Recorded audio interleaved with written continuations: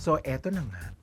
Episode 2. Diyos ko. Last week, di ba? Parang galing na galing ako sa sarili ko. Piniglolo ko. It's a prank pala.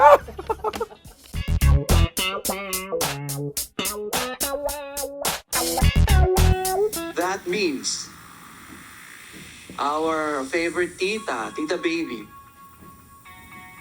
you're also up for elimination. Ay, baka dito na sila paglalabanin.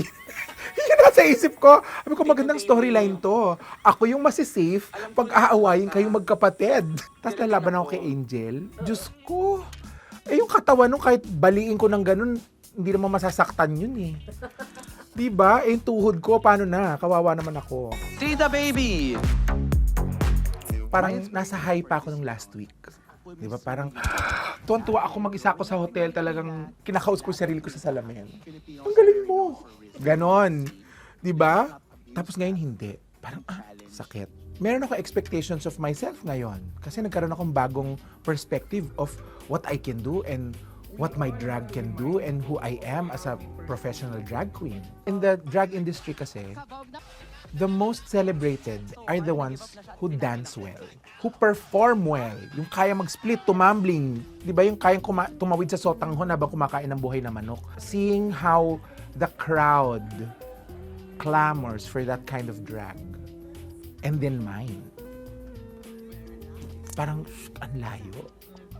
Di ba? Will I ever be even in that spectrum? When there's evidence of how amazing Angel is as a drag queen, ang hirap tapatan nun pag ikaw lang kausap mo eh.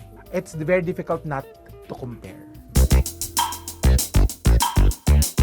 I think I live in a different generation. Kasi kami, it's either sink or swim. We were born to be tough on ourselves. If you don't excel, you're failure.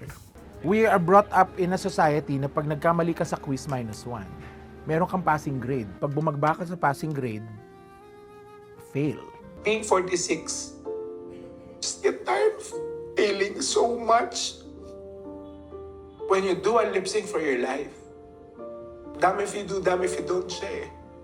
It's either you break their heart, their dreams, or you break yours. Kung gusto mo malaman kung kailan nag-shift yung energy, nung ang lip sync song, Enosi Balasi. Sabi ko, aangkinin ko to. Huwag mong pansinin ang naninira sa'yo. Nosi Balasi. Kaya lumakas ang loob ko. I'm not here to win anymore. Sa episode 2, I'm not here to stay. I'm here to just give it.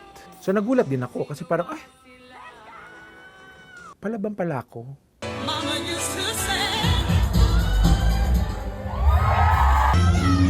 Ladies, I have made my decision.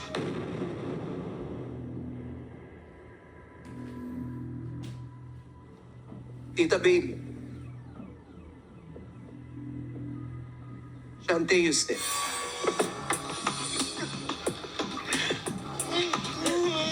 You may join the other queen.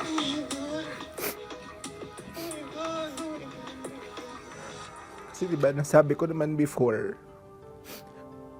pumasok ako dito mag-isa.